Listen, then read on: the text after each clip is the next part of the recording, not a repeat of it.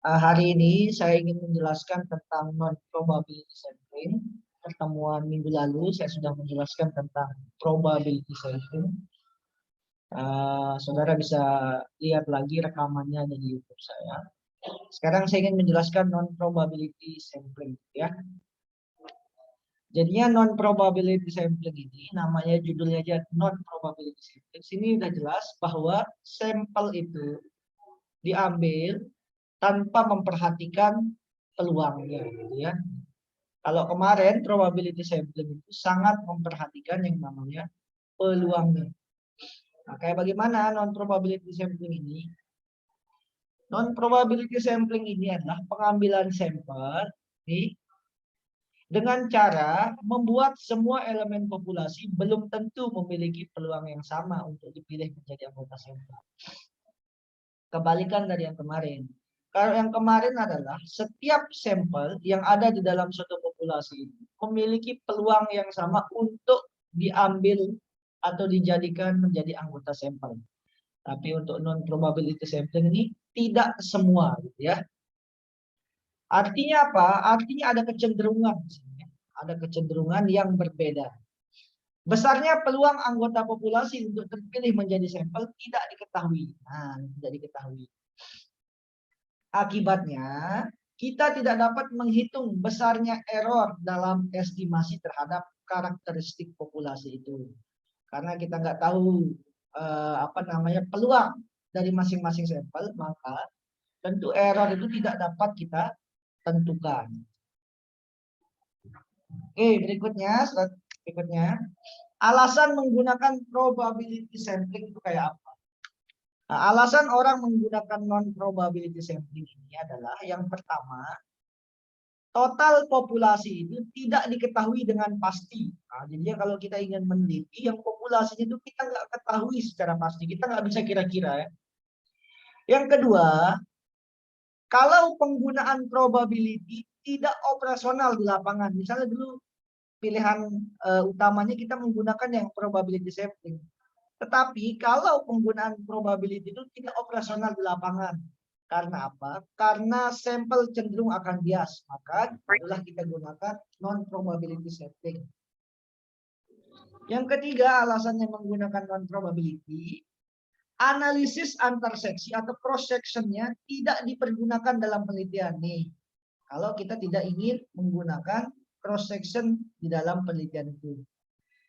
Yang berikutnya adalah biaya dan waktu yang tersedia tidak memungkinkan operasi penelitian menggunakan probability sampling. Tentu probability sampling ini adalah harus prioritas.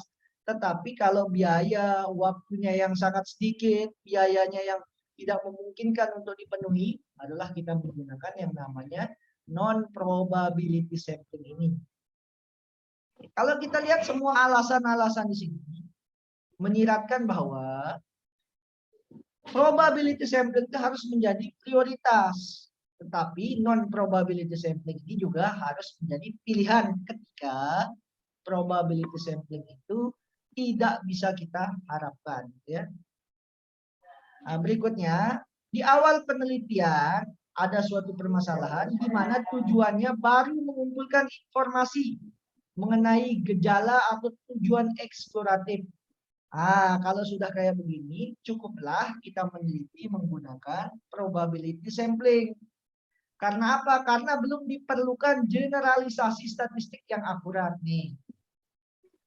Kalau populasinya sendiri jumlah anggotanya kecil, misalnya di bawah 100, kita bisa menggunakan probability. Oke, cara-caranya gimana? Cara-cara non probability sampling itu yang pertama adalah judgment sampling atau cara keputusan. Bagaimana cara keputusan atau judgment sampling itu bekerja? Yaitu mengambil sampel dengan melakukan pertimbangan. Nah, ini pertimbangan.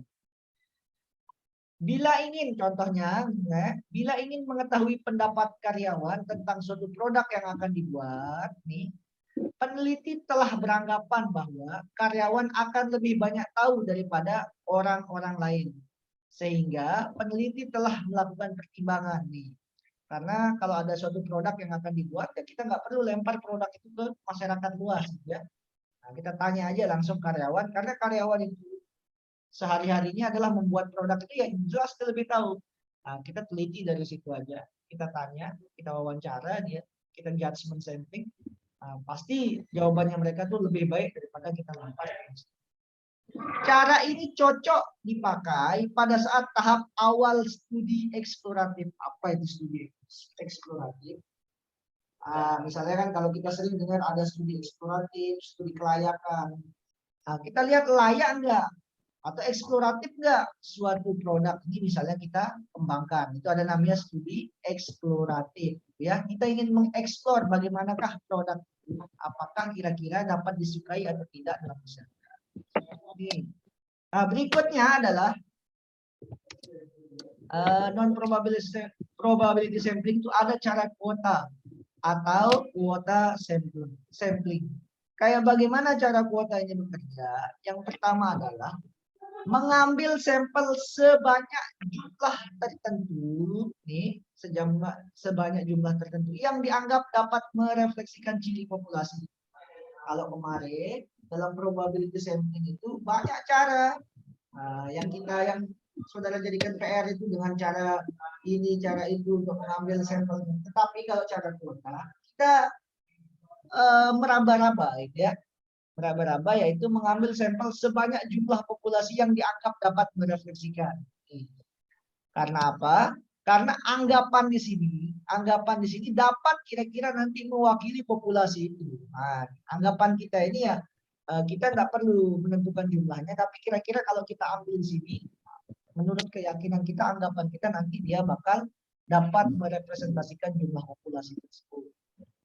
Berikutnya, cara kuota ini, pada cara ini tidak ada jaminan bahwa ciri-ciri populasi akan merepresentasikan atau terwakili dalam sampel yang terpilih, dan kita tidak dapat mengestimasi error yang terjadi.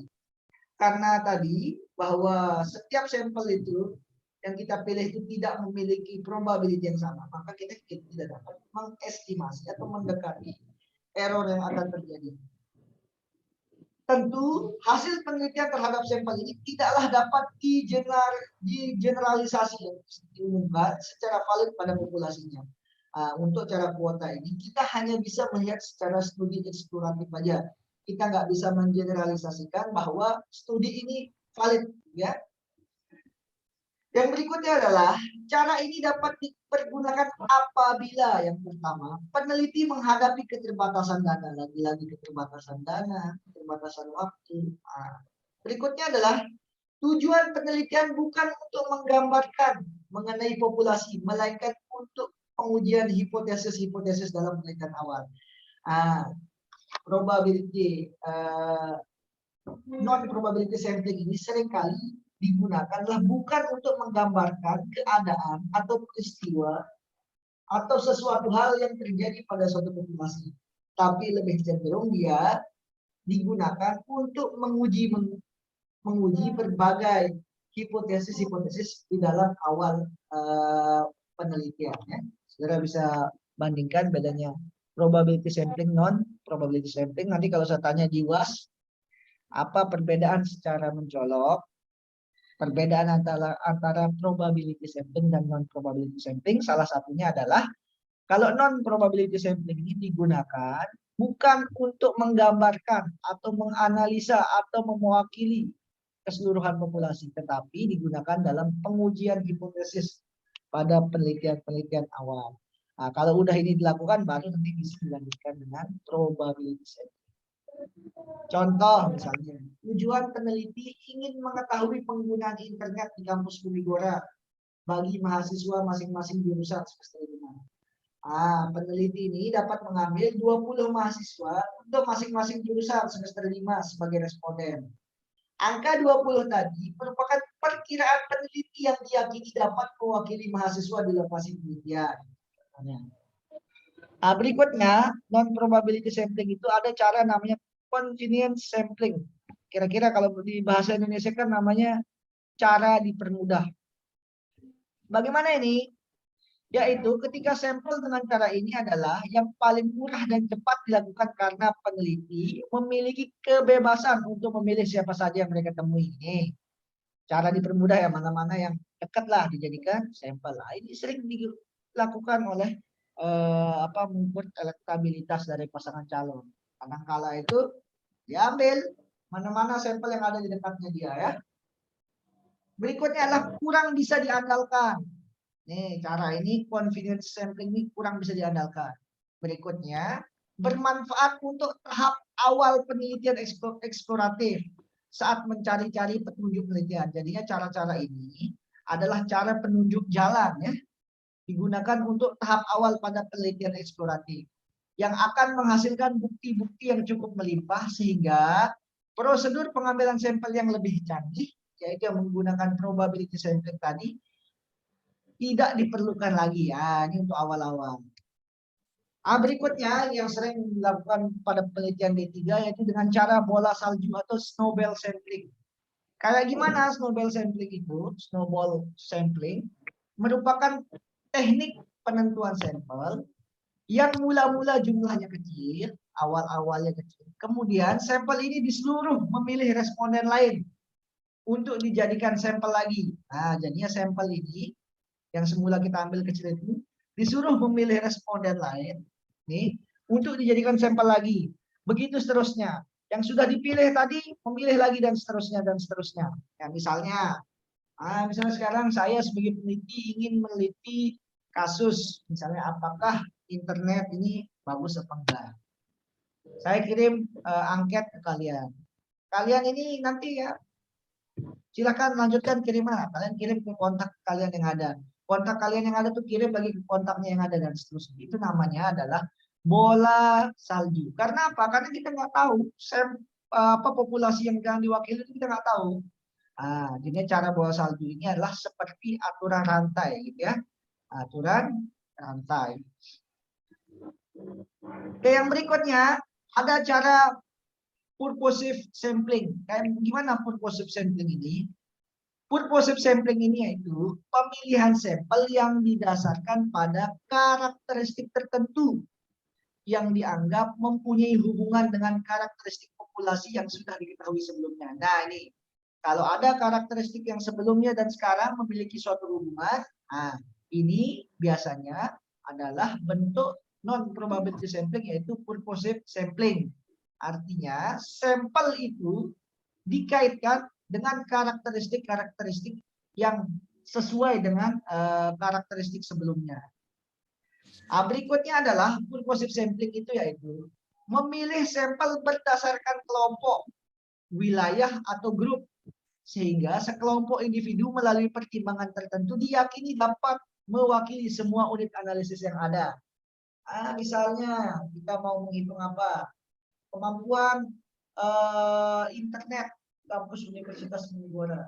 Kadang-kadang nggak perlu kita ambil sampling beberapa orang. Kita lihat aja siapa sih orang yang paling suka menggunakan internet, yang paling rajin di kampus, yang paling sering hotspot-an, atau yang paling rajin mengetahui kekuatan atau pergerakan atau kecepatan dari internet ini. Kita pilih aja orang itu. Kenapa? Karena dia sudah konsisten di sana. Karena orang ini dia sudah sangat sering menggunakan internet tersebut. Nah, jadi kita nggak perlu capek-capek repot-repot orang yang nggak pernah buka laptop, orang yang nggak pernah melakukan hotspot atau wifi untuk menanyakan itu. Nah, jadi kita pilih aja. Jadinya purposive sampling ini langsung aja secara naluri. Oh, kita tanya kawan kita, misalnya yang ahli di dalam jaringan itu. Nah, nih, memilih sampel berdasarkan kelompok, wilayah atau sekelompok individu yang melalui pertimbangan tertentu yang diyakini mewakili semua unit analisis. Tentu kawan-kawan, teman-teman kalian yang lebih sering menggunakan itu, yang sering mengamati itu pasti lebih tahu daripada yang enggak. Kita pilih aja langsung. Contoh misalnya penelitian untuk meneliti sikap mahasiswa terhadap undang-undang hak cipta. Tentu ini kalian nanti kalau mau pilih mahasiswa ya jangan pilih mahasiswa yang tak pernah ikut berorganisasi, yang nggak tahu apa-apa. Tentu untuk meneliti ini apakah sikap mahasiswa terhadap undang-undang hak cipta ya. Kita pilih aja udah jelas. Kalau kita pilih aja ketua BEM, kalau kita pilih aja aktivis-aktivis yang suka demo, untuk menanggapi ini. Itu adalah cara-cara non probability sampling. Yang kita nggak perlu pilih mahasiswa menggunakan probability sampling. Tiba-tiba setelah pilih mahasiswa kita sama sekali nggak tahu. Jadi kita tidak bisa menggali informasi. Kalau kita sudah secara naluri kita bisa menentukan orang itu, tentu kita bisa melakukan studi eksploratif terhadap suatu kebijakan tersebut. Maka dipilih beberapa perguruan tinggi dan universitas yang dianggap dapat mewakili berdasarkan penyelidikan kenyataan sebelumnya. Oke ya. Perlu diperhatikan bahwa bagi penelitian kuantitatif sebaiknya menggunakan teknik probabilitas untuk memilih anggota sampel. Kalau jenis penelitiannya kuantitatif. Tetapi kalau hanya eksploratif atau kualitatif, tidak apa-apa menggunakan non-probability sampling. Alasannya, karena teknik probabilitas memiliki prinsip random yang sangat kuat untuk mendukung proses generalisasi hasil penelitian yang diperlukan. Sekali lagi saya bilang, kalau non-probability sampling itu tidak dapat diandalkan untuk kasus-kasus yang sifatnya penelitian kuantitatif. Tetapi di luar penelitian kuantitatif, misalnya studi eksploratif atau kualitatif, non-probability sampling ini dapat digunakan dengan baik. Oke ya? Ada yang ditanyakan?